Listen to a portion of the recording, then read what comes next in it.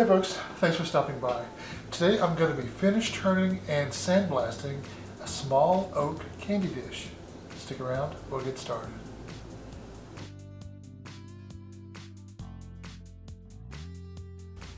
Okay, first let me grab a bowl gouge, and what I'll do is trim up this edge and even up the backside as much as I can while it's in the chuck. You can see it on that camera. Not a lot of room to get to the back of the bowl. We'll get that once we flip it around and put it in the Longworth chuck. So let me get what I can, and then I'll trim the rim and go inside.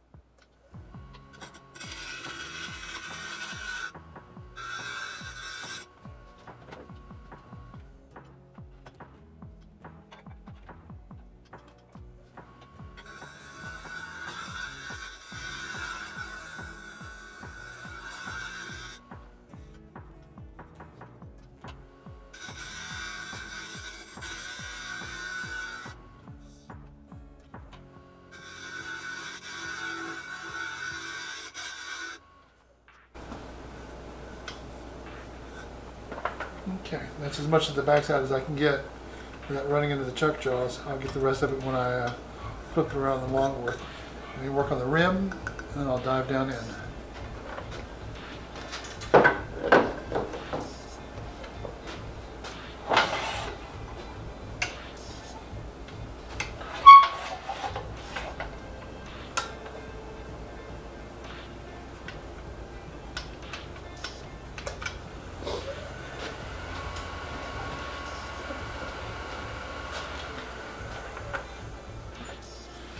Since I'm going to be sandblasting it, I think what I'm going to do is not level off the rim.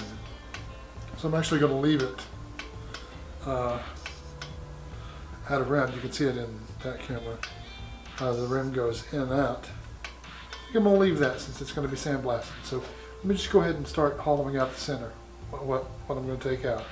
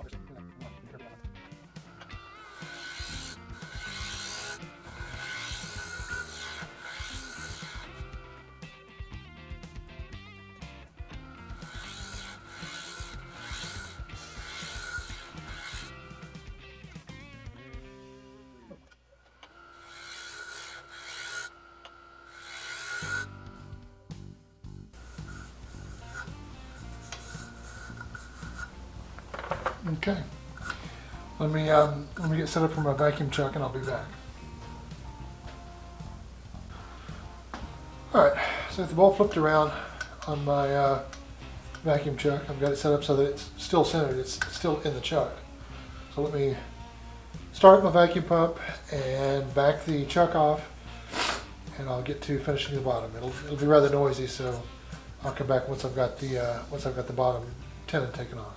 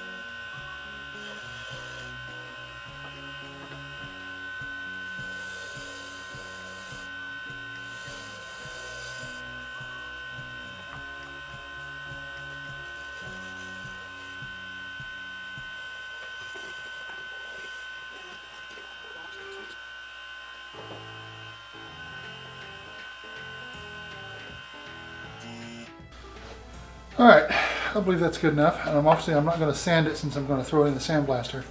So let me get set up over there, and hopefully I'll give you guys a peek inside the sandblaster. I don't know, I may just come back and once it's done, because it is a messy process. So back in a bit.